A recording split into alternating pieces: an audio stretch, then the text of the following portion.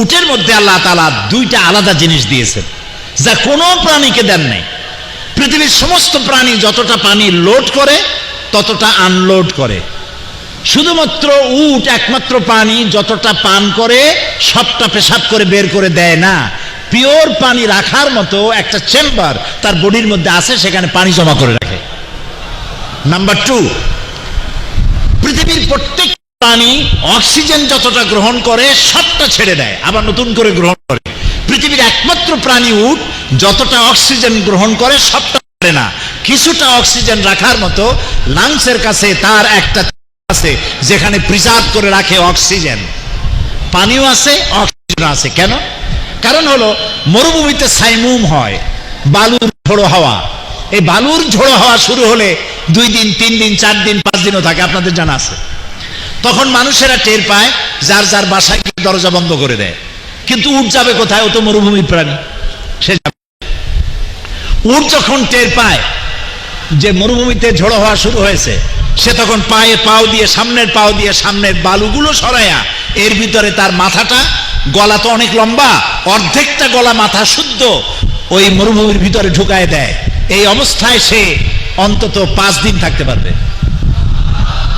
মরুভূমির ভিতরে উট যেন পানি এবং অক্সিজেনের জন্য যেন মারা না যায়, এই জন্য আল্লাহ রাব্বুল আলামিন উট এমন প্রাণী যার ভেতরে পানি আর অক্সিজেনকে আল্লাহ রাব্বুল আলামিন রিজার্ভের ব্যবস্থা করে দিয়েছেন। কোরআনে কারীম আল্লাহ তাআলা সব বলে দিয়েছেন, এগুলি দেখো। এবং আল্লাহ, ওরা বলে যে আনসিন ইজ নাথিং, যা দেখি না তা বিশ্বাস করি না। আল্লাহরে দেখা যায় না, কাজে বিশ্বাস করি না। আরে বেকুব, আল্লাহরে দেখা যায় না বিশ্বাস করো না, অনেক জিনিস আছে দেখো না তা তো বিশ্বাস করো। তুমি বাতাস দেখছো, তোমার বাপে দেখছে, বাতাস বিশ্বাস করেন না? অক্সিজেন দেখছি, বিশ্বাস করি না? ইথার দেখছি, বিশ্বাস করি না? ফুলের গন্ধ পাই, গন্ধ কি দেখি? আরে ভাই কথা বল না কেন? বিশ্বাস করি, নিশ্চয়ই করি। তাহলে অদেখায় এত জিনিস বিশ্বাস করো, আল্লাহরে বিশ্বাস করতে পারো না? আল্লাহরে অবিশ্বাস করে কারা? এই পোড়া কবাইলিয়ারা। এরা হলো জেনারেল সায়েন্টিস্ট অথবা চিকিৎসা বিজ্ঞানীরা। নাস্তিক হয় না, তারা মনে করে নিশ্চয়ই কিছু আছে, যে পাওয়ার দিয়ে পৃথিবী চলছে, কোনো না কোনো শক্তি আছে।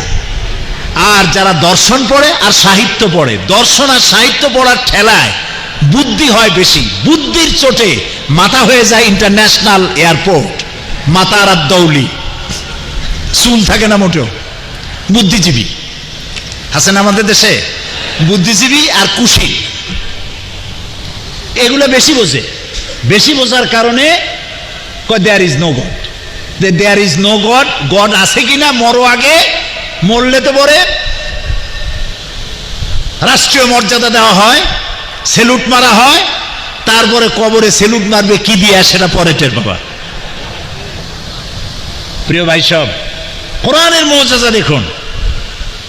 উদ্ভিদ বললাম, পানি বললাম, এবার বলছি মানব সৃষ্টি। মানব সৃষ্টি সম্পর্কে ডারউইনের থিওরি হচ্ছে মানুষ মানুষ না। আল ফ্রয়েড বলেছে মানুষ হচ্ছে সেক্স সর্বস্ব জীব। কার্ল মার্কস বলেছে মানুষ হচ্ছে পেট সর্বস্ব জীব। ডারউইন বলছে তোদের সবার কথা মিথ্যা, মানুষ আসলে মানুষই না। তো মানুষ কি? মানুষ হলো বান্দর। কোন বান্দরের বংশে সে জন্মগ্রহণ করছে আল্লাহ জানে। বান্দরের সাথে কি মানুষের সাজুজ্য সিমিলারিটি দেখেছে, আর উনি বলেছেন যে মানুষ বান্দরের থেকে আসছে। আচ্ছা ভাই, পাবদা মাছ দেখতে বোয়াল মাছের মতো, ঠিক না ভাই? কিন্তু কোন পাগলেও বলে যে পাবদা মাছের পূর্বপুরুষ হলো ওই বোয়াল। এই পাবদা চেলাপুটি খাইয়ে খাইয়া বোয়াল হয়ে গেছে, বলে কেউ?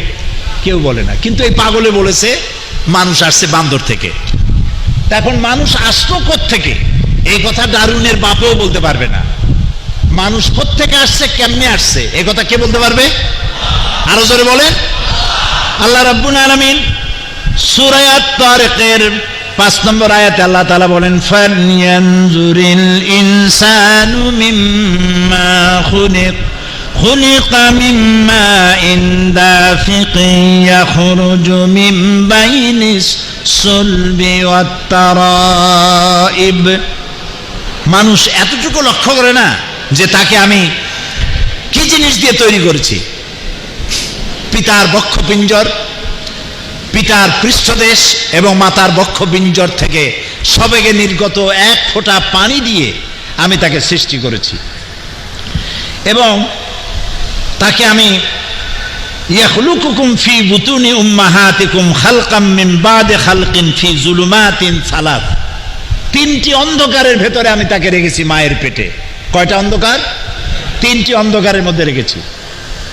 ভ্রূণ তত্ত্ববিদরা কোরআন নাজিলের 1400 বছর পরে আবিষ্কার করেছে। কোরআন নাজিলের 1400 বছর পরে ভ্রূণ তত্ত্ববিদরা আবিষ্কার করেছে যে সন্তান ভ্রূণটা মায়ের পেটে তিনটা পর্দার আড়ালে থাকে। আর এই কথা 1400 বছর আগে কে বলেছেন? আল্লাহ তাআলা বলেছেন, তিনটা পর্দার আড়াল। বিজ্ঞানীরা আবিষ্কার করলো তিনটা পর্দার আড়াল। সেই তিনটা পর্দা কি? এক নম্বর হচ্ছে জননীর সম্মুখস্থ উদর প্রাচীর, অ্যাবডোমিনাল ওয়াল যেটাকে বলা হয় ডাক্তারি পরিভাষায়। 2 ইউট্রাইন ওয়াল, জরায়ু প্রাচীর। 3 অ্যামিনিওকোরনিক ওয়াল। এই তিনটা ওয়ালের মধ্যে আল্লাহ তাআলা যুলুমাতিন সালাস, তিনটি অন্ধকারের মধ্যে রাখা হয়। ফি কারারিন মাকিন, একটা সুরক্ষিত জায়গায় আমি তাকে রাখি, যেখানে কোনো জরা ব্যাধি কিছুই যেখানে ঢুকতে পারে না, এরকম একটা সুরক্ষিত জায়গায় আমি মানুষকে রেখে দিয়েছি। ثم خلقنا النطفة علقة فخلقنا العلقة مضغة فخلقنا المضغة عظاما فكسونا العظام لحما। তারপর শুক্র কণাকে জমাট বাঁধা রক্তে পরিণত করি। অতঃপর এই জমাট বাঁধা রক্তকে মাংসপিণ্ড আকারে গঠন করি। তারপর এই মাংসপিণ্ড দিয়ে অস্থি এবং মজ্জাগুলোতে মাংস দিয়ে ছেয়ে দেই। সুবহানাল্লাহ। কচি কচি হাড়, এই হাড়ের উপরে আল্লাহ তাআলা সুন্দর করে সুগঠিত করেন। সূরা ইনফিতারের 7 এবং 8 নম্বর আয়াতে আল্লাহ বলছেন, আল্লাযী খালাকাকা ফাসাওয়াকা ফাআদালাক ফি আইয়ি সূরাতিন মা শাআ রাক্কাবাক। তিনি আল্লাহ যিনি তোমাকে সৃষ্টি করেছেন যথাযথভাবে, তোমাকে সুবিন্যস্ত করেছেন এবং যেমন খুশি তেমন প্রকৃতিতে তোমাকে সংযোজিত করেছেন। ফি আইয়ি সূরাতিন মা শাআ রাক্কাবাক, রাক্কাবা ইউরাক্কিবু তারকিবান। এই যে জোড়া পদ্ধতি, দেখুন তো, এই যে আঙ্গুল, আপনি কি জানেন আপনার আঙ্গুলের মাথা থেকে বাহু পর্যন্ত কয়টা জোড়া আছে? গোনেন নাই, কিলাকিলি করেই তো সময় পান নাই। আপনার নিজের হাত, অথচ গুনে দেখেন নাই কয়টা কবজা আছে। আপনার আঙ্গুলের মাথা থেকে শুরু করে বাহু পর্যন্ত 6টা জোড়া আছে। কয়টা জোড়া? 6টা জোড়া।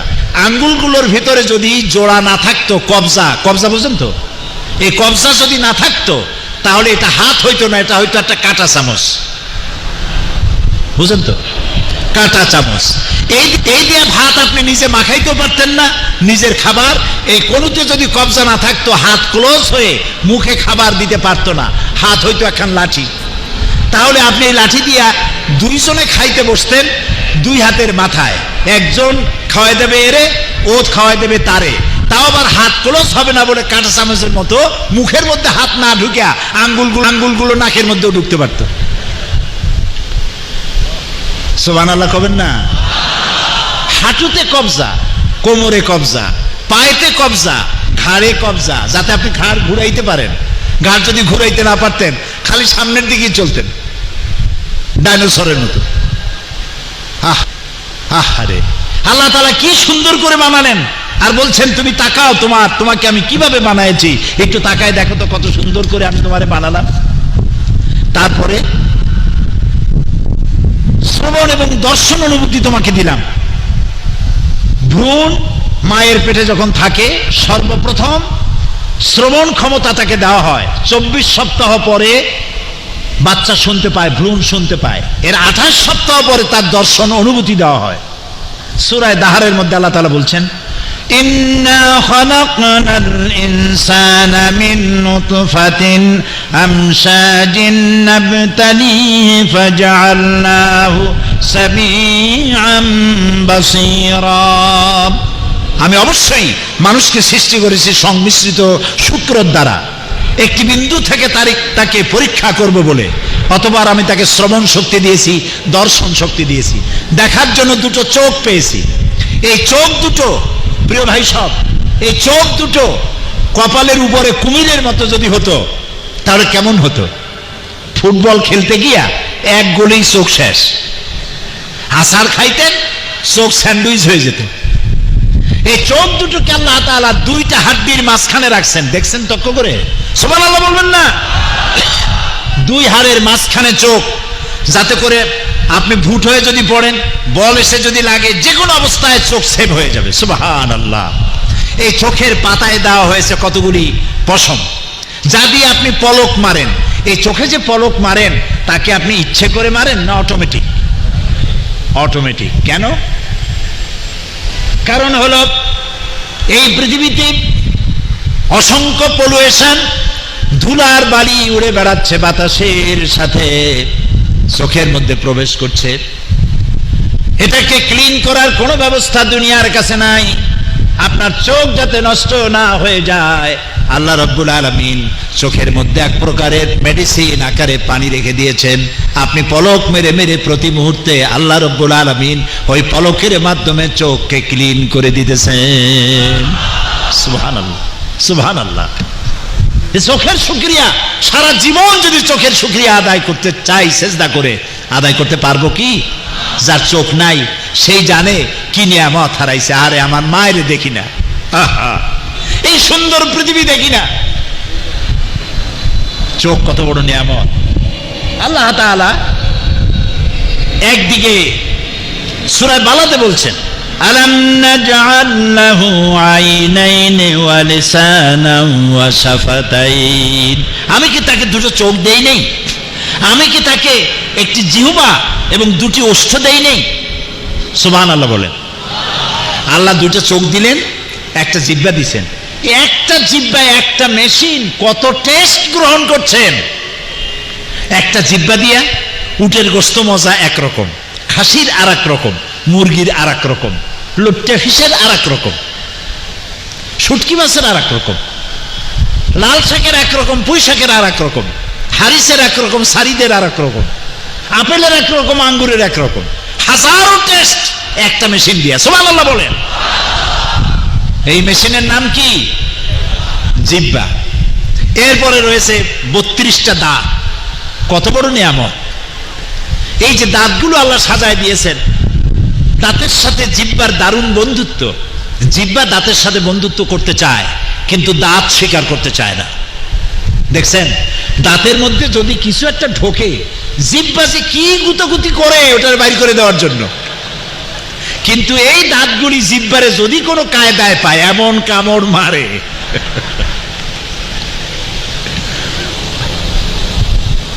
আল্লাহ একটা জিহ্বা দিছেন, সুবহানাল্লাহ।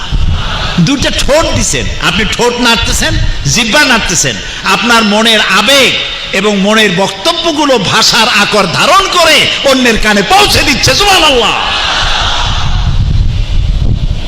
আল্লাহু আকবার। সুতরাং আল্লাহ রাব্বুল আলামিন এইভাবে করে সৃষ্টি করেছেন আর বলছেন, অফি আনফুসিকুম আফালা তুবসিরুন। আমি তোমাদের নিজেদের মধ্যে নিদর্শন, এমনকি তোমাদের নিজেদের মধ্যেও আমার নিদর্শন রয়েছে, তোমরা কি তা অনুধাবন করো না? চিন্তা করে দেখো কিভাবে আমি তোমাকে সৃষ্টি করেছি।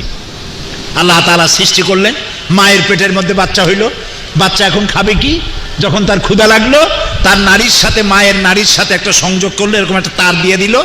মায়ের মাসিক অসুখ বন্ধ আছে, এই রক্ত তারের মধ্য দিয়া আপনার বডি ফরমেশন হলো, বডি আস্তে আস্তে বাড়তে লাগলো। সুম্মা নুখরিজুকুম তিফলা। এরপরে বাচ্চার আকারে দুনিয়া আমি বের করে নিয়ে আসলাম। দুনিয়া যখন আসলাম তখন তারটা থাকলো? তাও জানে না। তারটা কি হলো? কেটে দেওয়া হলো। খাবারের জন্য একটা লাইন ছিল, সে লাইনটা কেটে দিল ডাক্তার। এখন খাবেন কি? আল্লাহ রাব্বুল আলামিন মায়ের পেটের ভিতরে যে খাবার দিয়েছিলেন, খাবার কেটে গেল, একটা সিঙ্গেল লাইন কেটে গেল। আল্লাহ রাব্বুল আলামিন বাচ্চার জন্য তার মায়ের বুকের ভিতরে ডাবল লাইন চালু করে দিলেন। মায়ের বুকের দুধ সন্তানের জন্য সব থেকে শ্রেষ্ঠ খাদ্য। এর ভিতরে ভিটামিন আছে, ক্যালসিয়াম আছে, প্রোটিন আছে, মেডিসিন আছে, পানি আছে। বাচ্চাকে 6 মাসের মধ্যে 1 ফোঁটা পানি খাওয়ানো লাগবে না। সুবহানাল্লাহ। আরে ভাই সুবহানাল্লাহ কইতে ইচ্ছে করে না? এ হচ্ছে আল্লাহ তাআলা। বিজ্ঞানীরা এখন টের পাইছে যে মায়ের দুধ, এখন মাতৃ দিবস পালন করে, মাতৃদুগ্ধ দিবস। দিবস দেখছেন কত বড় পাগল কারে কয়? মাতৃদুগ্ধ দিবস, মাতৃ দিবস, পিতৃ দিবস, প্রবীণ দিবস, যৌবন দিবস, তারপরে আর কি, হ্যাঁ বিশ্ব ভালোবাসা দিবস। আমি বলছি বিশ্ব ভালোবাসা দিবস নাম না থুইয়া এটার নাম তো বিশ্ব বেহায়া দিবস। আরে ভাই ভালোবাসা দিবস তো ওদের জন্য প্রয়োজন যাদের জীবনে কোনো ভালোবাসা নাই। আমার তো জন্মই হয়েছে ভালোবাসা দিয়া। সুবহানাল্লাহ। আদ-দীন ওয়ান নাসিহা, আমার ধর্মই আমার ভালোবাসা। সুবহানাল্লাহ। ওদের ভালোবাসা নাই। কাদের নাম নিলাম না, বুঝে নেন। ছেলে তার মায়ের বিশ্বাস করে না, মা তার ছেলেকে ভক্তি করে না, স্বামী তার স্ত্রীকে বিশ্বাস করে না, স্ত্রীও তার মাকে তার স্বামীকে বিশ্বাস করে না। আপনারা শুনলে অবাক হবেন, লন্ডনে আমি যে বাড়িতে থাকি তার পাশের বাড়ি ঝগড়া হচ্ছে। আমি আমার বাড়িওয়ালারে জিজ্ঞেস করলাম, 30 বছর লন্ডনে প্রোগ্রাম করি, লন্ডন, আমেরিকা, পৃথিবীর বহু দেশে, কি হয়েছে? পরে সকালবেলা জানতে পারলাম স্ত্রী তার স্বামীকে বলেছে যে আজকে আমার বয়ফ্রেন্ডের সঙ্গে ডেটিং আছে, সে রাত্রে আমার কাছে থাকবে, তুমি পাশের কোনো হোটেলে অথবা কোনো বন্ধুর বাড়ি গিয়ে থাকো। স্বামী বলছে এটা একটা কথা হইলো, তুমি আমার বউ, তুমি যাবে আরেকজনের সাথে, এটা কেমন কথা? রাগারাগি হয়েছে। স্ত্রী তখন 999 ডায়াল করেছে। 999 ডায়াল করার অর্থ হলো সর্তা। পুলিশের কাছে চলে গেছে। পুলিশ চলে আসছে। কি হয়েছে এখানে? কয় যে আমি আমার বন্ধু নিয়ে থাকবো, আমার স্বামীতে থাকতে দেবে না, আমার হিউম্যান রাইটসের উপর সে আঘাত করেছে। পুলিশ বলছে আরে বেটা, তোমার বউ একজন বন্ধু নিয়ে থাকুক না, যে 10 জন বন্ধু নিয়ে থাক, তোর কি? এই হচ্ছে দেশ, এই হচ্ছে ভালোবাসা, এই হচ্ছে ওয়েস্টার্ন সিভিলাইজেশন। ফাইনা তাযহাবুন, ইসলামের চাইতে নিয়ামত সারা পৃথিবীতে আর নাই। ইসলাম না থাকলে গোটা বিশ্ব পশুর বিচরণ ক্ষেত্র হয়ে যেত। ইসলাম আছে বলে এখনো দুনিয়া আছে, আলহামদুলিল্লাহ। প্রিয় ভাই সব, ওরা বিশ্ব ভালোবাসা দিবস পালন করিয়া SMS করিয়া পরের মেয়েগুলো নষ্ট করে। এরপরে একদিন দেখলাম ঢাকা শহরে দেওয়ালে লেখা বিশ্ব চিন্তা দিবস। আমি খুব চিন্তায় বললাম যে এটা আবার কি। একজনকে জিজ্ঞেস করলাম, ভাই এই বিশ্ব চিন্তা দিবসটা কি? কয় যেটা তো আমরাই আয়োজন করছি। কি এটা থিমটা কি? থিমটা হলো বিশ্ব চিন্তা দিবসে আমরা সবাই বিভিন্ন সেমিনার সিম্পোজিয়াম করব, এক জায়গায় বসবো, আমরা ভাববো, আমরা আরো চিন্তা করব, আরো গভীরভাবে চিন্তা করব যে আসলে আমরা কোনো ব্যাপারে চিন্তা করছি কিনা। এই হলো বিশ্ব চিন্তা দিবস। প্রিয় ভাই সব, ইসলামে এই পাগলামির স্থান নাই। দিবস পালন করার কোন পাগলামি ইসলামে কবুল করে না। সুবহানাল্লাহ। আমার সারাটা দিন, সারাটা সেকেন্ড, সারাটা ঘন্টা, সারাটা মাস, সারাটা বছর আল্লাহ তাআলার গোলামি করার জন্য আমি সৃষ্টি হয়েছি, এবং এরই মধ্যে আমার নাজাত, এরই মধ্যে আমার বেঁচে থাকার পথ। সুতরাং আল্লাহ রাব্বুল আলামিন মাতৃদুগ্ধের ভিতরে যে নিয়ামত রেখেছেন, এটার জন্য দিবস পালন করার দরকার নাই। শুধু মানুষকে জানায় দাও যে মাতৃদুগ্ধ থেকে সন্তানকে বঞ্চিত করো না, তাহলে সন্তানের ভালোবাসাও মা পাবে না। এটা নিয়ামত, এই নিয়ামত থেকে বাচ্চাকে বঞ্চিত করো না। প্রিয় ভাই সব, মানুষের শরীর হচ্ছে একটা আশ্চর্য মেশিন। লক্ষ কোটি সেল এবং নার্ভ সেল সহ জটিল মেশিনারির সমন্বয় তৈরি করা এ দেহ। এ দেহের মধ্যে দুটি জিনিস আছে গুরুত্বপূর্ণ, একটা হলো কন্ট্রোল রুম আর একটা হলো জেনারেটর। কন্ট্রোল রুম কোনটা বলতে পারবেন? মাথা। আর জেনারেটর কোথায়? হার্ট।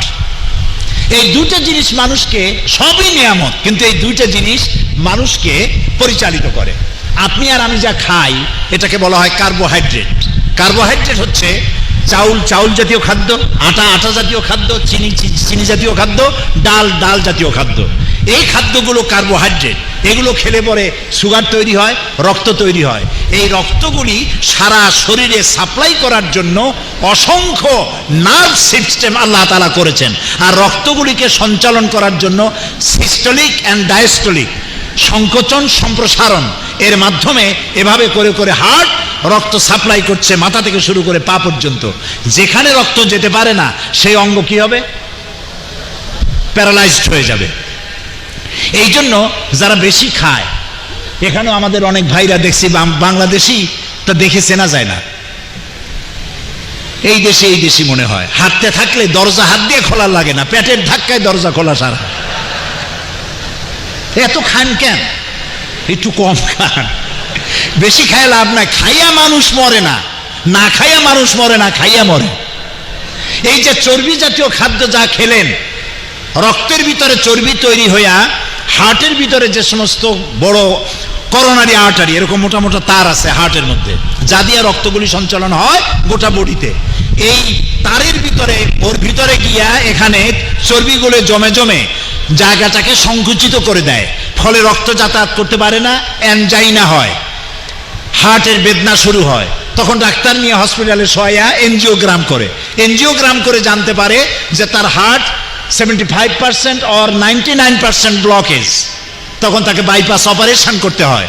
বাইপাস অপারেশন করে যে তারটা নষ্ট হয়েছে ওই তারটা কেটে ফেলে নতুন তার দিতে হবে। এই নতুন তার কোথায় পাওয়া যাবে?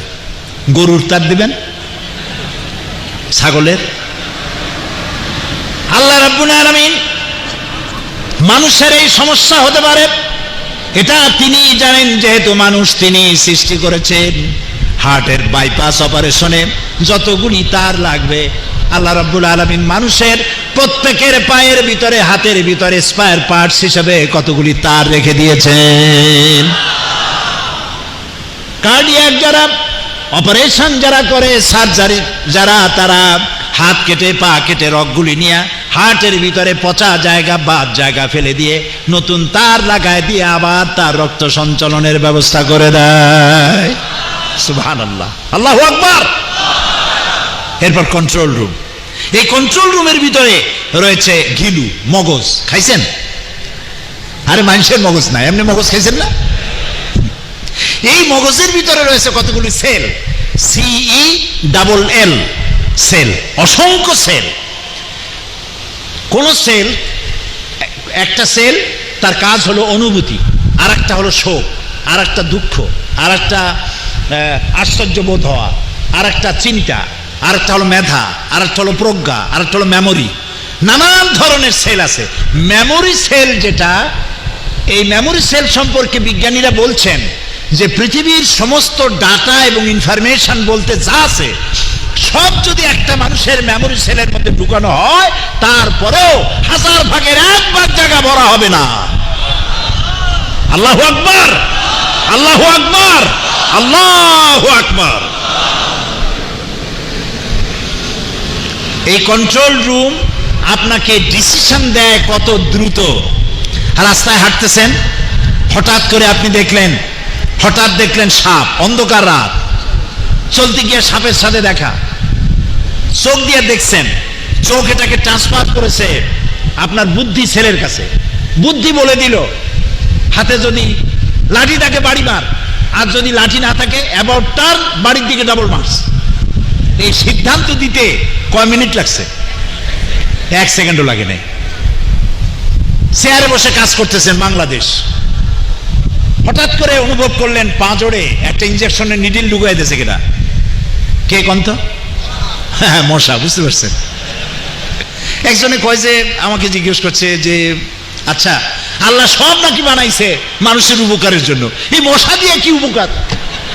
এরারে বানাইছে কেন? তা আমি বললাম, ভাই আপনি তো বোঝেন নাই, মশা দিয়ে কত উপকার থাকে আপনি জানেন? ছোট্ট একটা মশা, ওইটারে ঠেকাতে গিয়ে কত মর্টিন আবিষ্কার হয়েছে, কত অ্যারোসল আবিষ্কার হয়েছে, কত মশারি তৈরি হয়েছে, কত লক্ষ লক্ষ লোকের পেটের খাবার জোগাড় হয়েছে। আল্লাহ আল্লাহ আল্লাহ আল্লাহ। কোন জিনিস আল্লাহ খামোখা তৈরি করেন। এগুলো চিন্তা করলে মানুষ বলবে, রব্বানা মা খালাকতা হাযা বাতিলা। আয় আল্লাহ, তুমি কোনো কিছুই খামোখা সৃষ্টি করো নাই। আচ্ছা, মশা জামার উপর দিয়ে ঢুকাইছে নিডেল, টের পাইছে কে? বলতে পারলেন না। টের পাইছে আপনার চামড়া, আপনার চামড়ায়, আপনি টের পান নাই, চামড়ায় টের পাইছে। অনুভূতি চামড়ায় হয়, গোশতে হয় না। এই জন্য কুল্লামা নাদিজাত জুলুদুহুম বাদদালনাহুম জুলুদান গায়রাহা, কিয়ামতের দিন আল্লাহ জাহান্নামের আগুন দিয়ে চামড়া পোড়াবেন।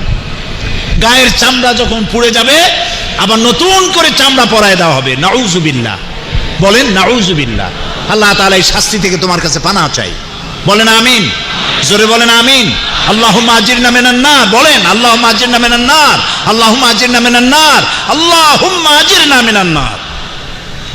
চামড়া অনুভব করলো, একটা কি ঢুকছে? নিডেল ঢুকছে। বুঝতে পারছেন মশা? এখন এই চামড়ার থেকে অনুভূতিটা চলে গেছে মেমোরি সেলে, বুদ্ধির সেলের কাছে গেছে। যে বুদ্ধি যেখানে কন্ট্রোল হয় ওখানে চলে গেছে। বুদ্ধি ফ্যাক্স পাঠাই দিচ্ছে হাতে, হাতেরে বলেছে থাপ্পড় মা, মারলো থাপ্পড়, মশার বংশ সাপ। এখন অনুভূতি দিল বুদ্ধির কাছে, বুদ্ধি ফ্যাক্স পাঠাইলো হাতের কাছে, হাতে মারলো থাপ্পড়, মশার গোষ্ঠী সাপ। সময় লাগলো কতক্ষণ? 1 সেকেন্ডও লাগেনি। সুবহানাল্লাহ কইতে ইচ্ছে করে না?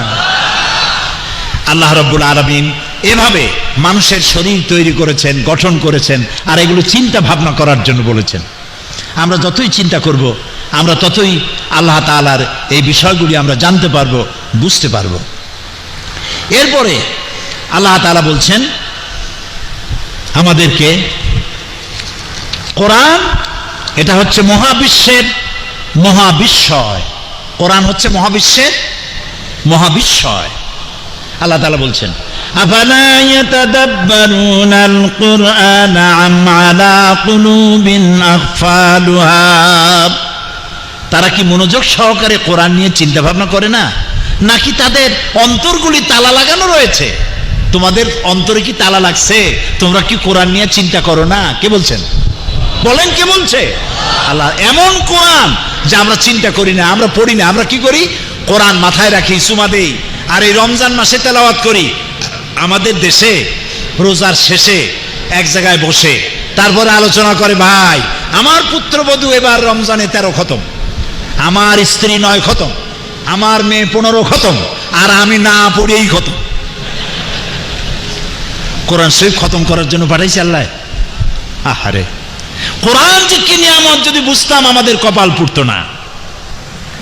আজ থেকে বছর 5 আগে একজন আরব মুসলিম স্কলার ডক্টর তারেক আল সুয়াইদান কোরআনের ব্যবহৃত কতগুলি শব্দের উপর তিনি গবেষণা করেছেন, পরিসংখ্যানগত উপাত্ত স্ট্যাটিস্টিক্যাল ডাটা লাভ করেছেন, যা তিনি ইন্টারনেট এবং ওয়েবসাইটের মাধ্যমে বিশ্বব্যাপী ছড়িয়ে দিয়েছেন। তার গবেষণালব্ধ বিষয়গুলি আমি আপনাদের সামনে শোনাচ্ছি, অবাক হয়ে যাবেন যে কোরআন কি নিয়ামত। তিনি গবেষণা করে দেখেছেন কোরআন মজিদে আদ-দুনিয়া, ইহজগৎ শব্দটি এসেছে 115 বার। পাশাপাশি দুনিয়ার বিপরীত কি? আখেরাত। আখেরাত শব্দটা এসেছে 115 বার। দুনিয়া 115 বার, আখেরাত 115 বার। আল মালাইকা, ফেরেশতাগণ, এই শব্দটি এসেছে 88 বার। ফেরেশতার বিপরীত কি? শয়তান। শয়তান শব্দটা এসেছে 88 বার। আল হায়াত, জীবন শব্দটি এসেছে 145 বার। আল মউত, এই শব্দটি এসেছে গোটা কোরআনে 145 বার। আন নাফা, উপকারী শব্দটি এসেছে 50 বার। আল ফাসাদ, এর উল্টা ক্ষতিকর, এই শব্দটি এসেছে 50 বার। আন্নাস, জনগণ, এই শব্দ এসেছে 368 বার। আর রসুল, রসুলগণ, এই শব্দ এসেছে 368 বার। যাকাত, এই শব্দটি এসেছে 32 বার। আল বারাকা, এই শব্দটি এসেছে 32 বার। যাকাত দিলেই বরকত হয়, সমান সমান পরিসংখ্যানগত শাব্দিক এই মিল এসেছে কোরআন শরীফে। আল লিসান, জিহবা শব্দটি এসেছে 25 বার। আল মাওয়েজা, উত্তম বাক্য এসেছে 25 বার। আর রাজুল, পুরুষ শব্দটি এসেছে 24 বার। আল মারাত, নারী শব্দটি এসেছে 24 বার। আর শাহর, মাস, মাস শব্দটি এসেছে 12 বার। আল ইয়াউম, দিন শব্দটি এসেছে 365 বার। কতদিনে 1 বছর হয়? সুবহানাল্লাহ কইতে ইচ্ছে করে না? আল আমর, আদেশ, এই শব্দটি এসেছে 1000 বার। আন নাহি, নিষেধ শব্দটি এসেছে 1000 বার। হালাল, বৈধ এই শব্দটি এসেছে 250 বার, হারাম নিষিদ্ধ এই শব্দটি এসেছে 250 বার। জান্নাত, জান্নাতের ওয়াদা সম্পর্কিত ওয়াদা এসেছে 1000 বার।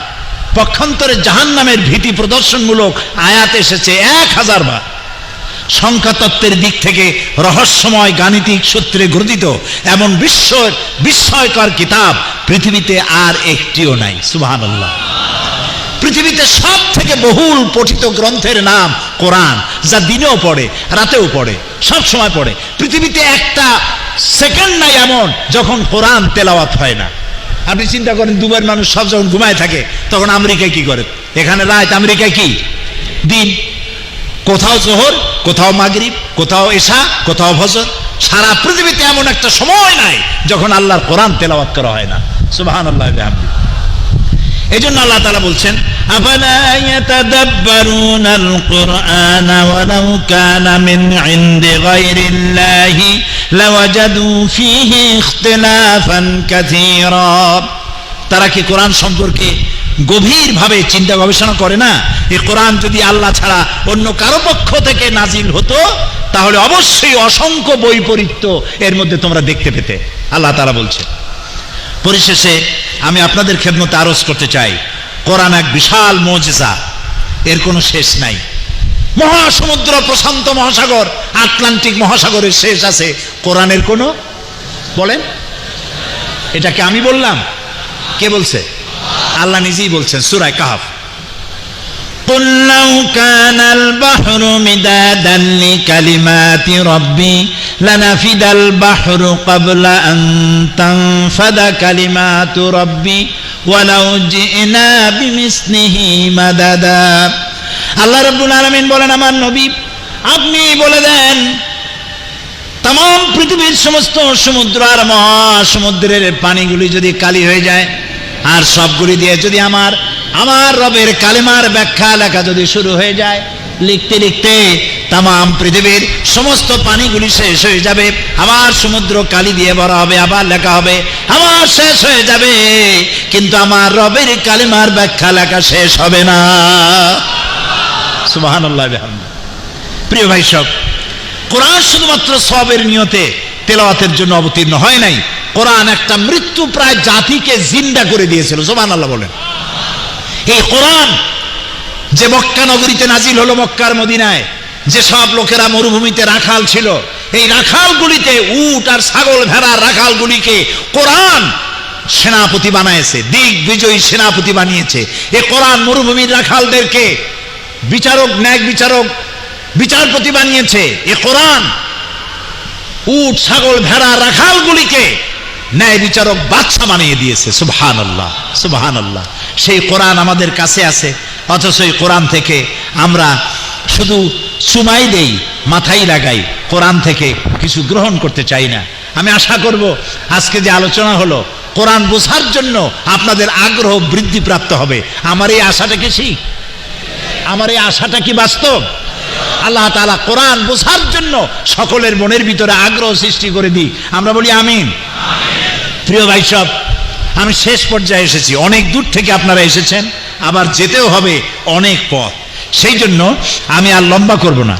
আমি শেষ দিকে আপনাদেরকে যে কথাগুলি বলতে চাই, সেই কথা হচ্ছে, আপনারা এই দেশে আছেন, এই দেশে আপনারা চাকরি করতে এসেছেন। এখানে আপনারা চিরকাল থাকতে পারবেন না। এ দেশ আপনার নয়, আমাদের বন্ধু দেশ, ঠিক না? এই কথাগুলি সবাইকে শুনতে হবে।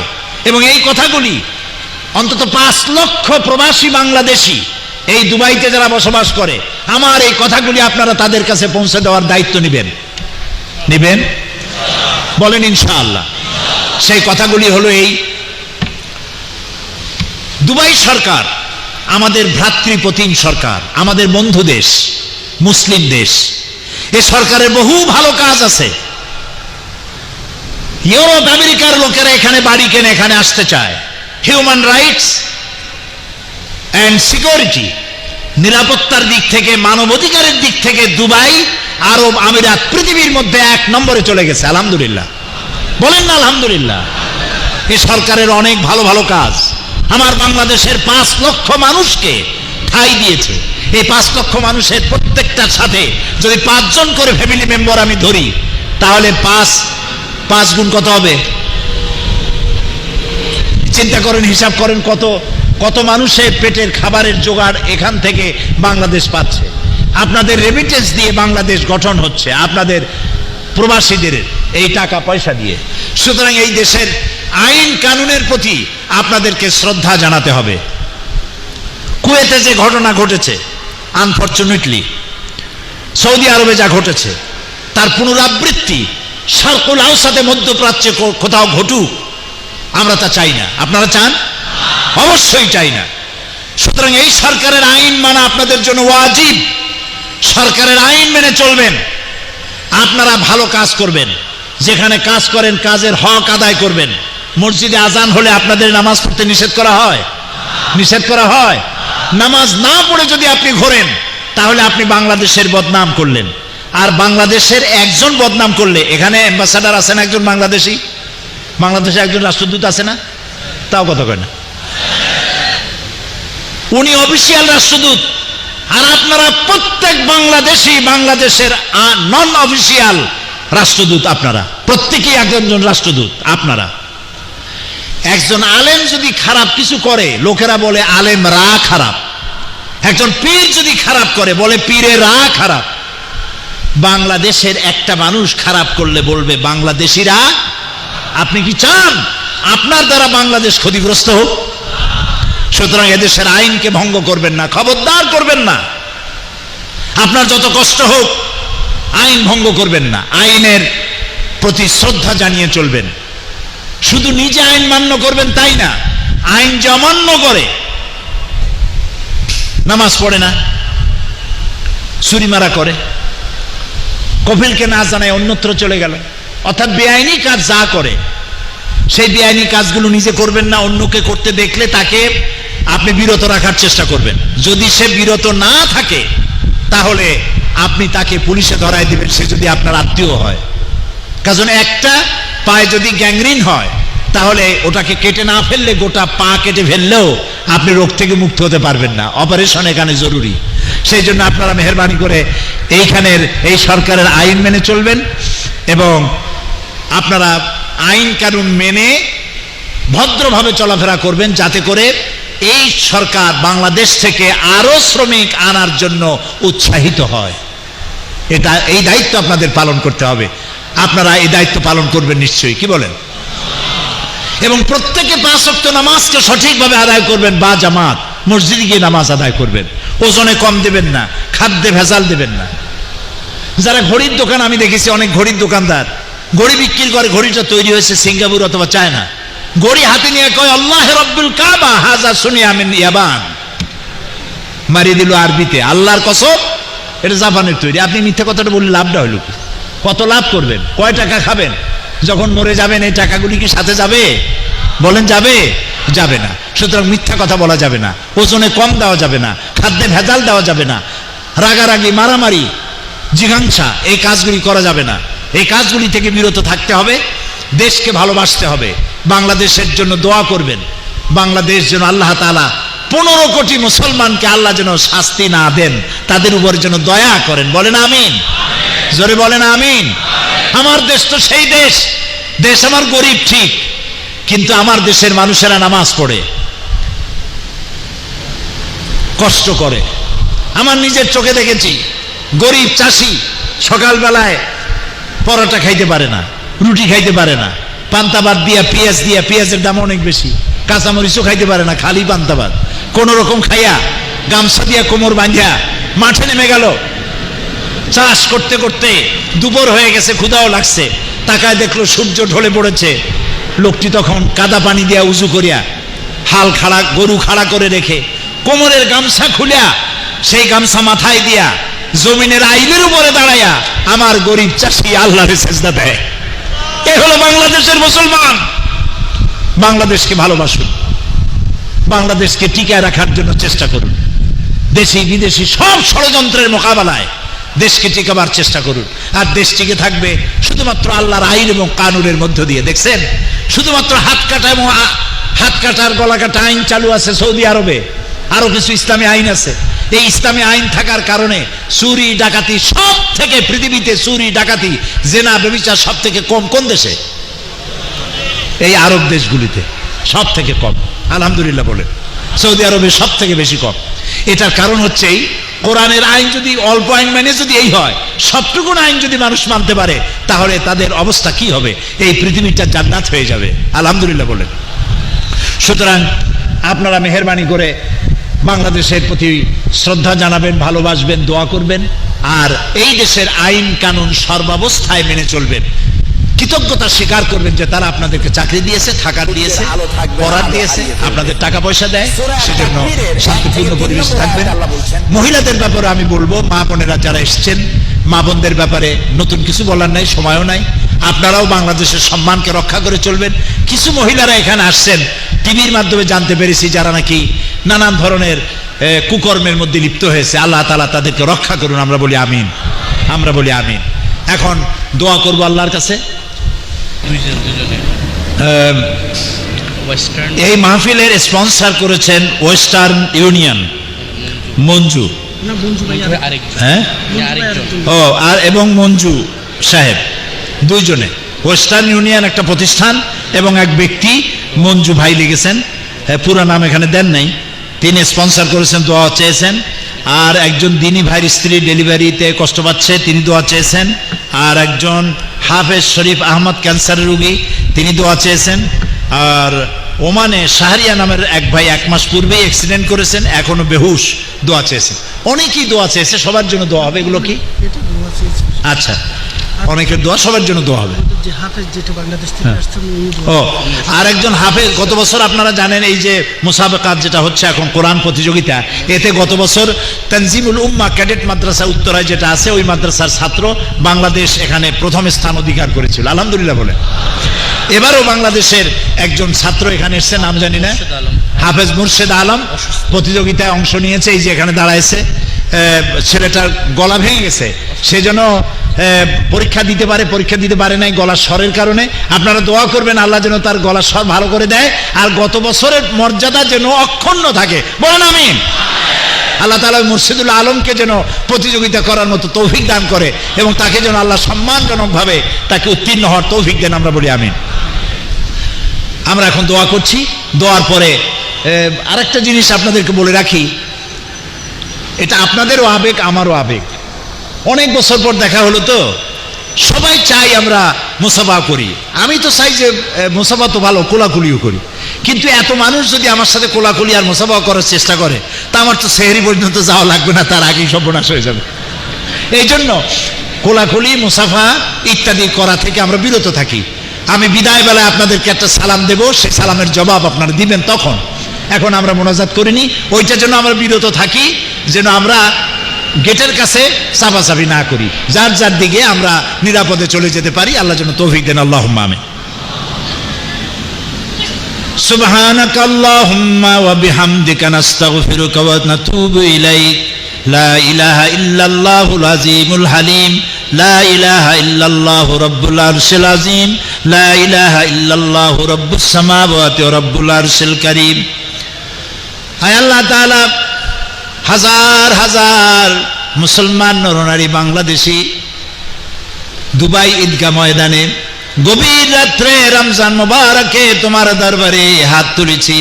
মেহেরবানি করে আমাদের জিন্দেগির সমস্ত গুনাহ খাতাকে মাফ করে দাও রব্বুল আলামিন। সারা জীবন গুনাহ করে করে জীবনটারে বরবাদ করে দিছি, আল্লাহ দয়া করে আমাদের জীবনের গুনাহ মাফ করে দাও। আমাদের মা বাপ মুরব্বী যারা কবরে শুয়ে আছেন, কবরগুলিকে জান্নাতের টুকরায় পরিণত করে দাও।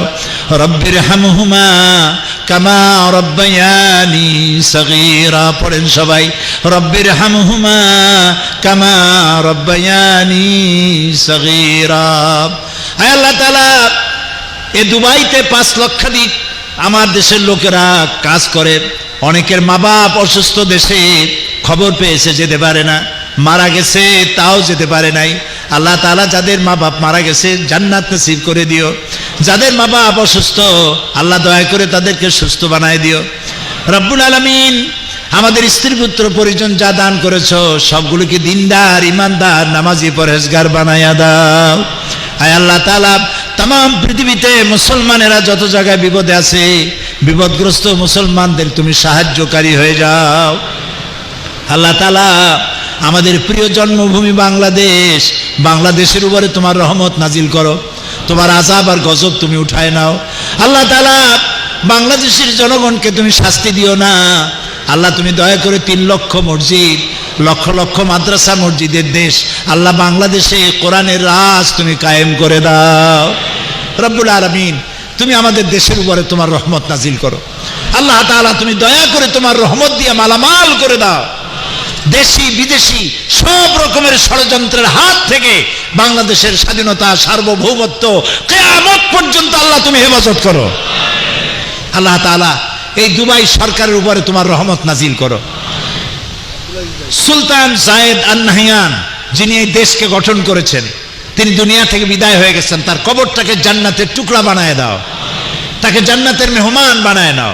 আল্লাহ তাআলা এই মাহফিল হুকুমতের পক্ষ থেকে করা হয়েছে, আল্লাহ মোহাম্মদ বিন রাশেদ আল মাকতুম আল্লাহ তার প্রতি তুমি রহম করো। আল্লাহ এই সরকারকে সুন্দরভাবে পরিচালনা করার তৌফিক তাদেরকে দান করো। এই কোরআনে কারীমের এই মাহফিলের আয়োজন সর্বপ্রথম আব্দুল আজিজ খানকে দিয়ে শুরু হয়েছিল, সেই লোক আমরা হারাই ফেলেছি। আল্লাহ আল্লাহ তাআলা তুমি দয়া করে আব্দুল আজিজকে জান্নাতের মেহমান বানায় নাও।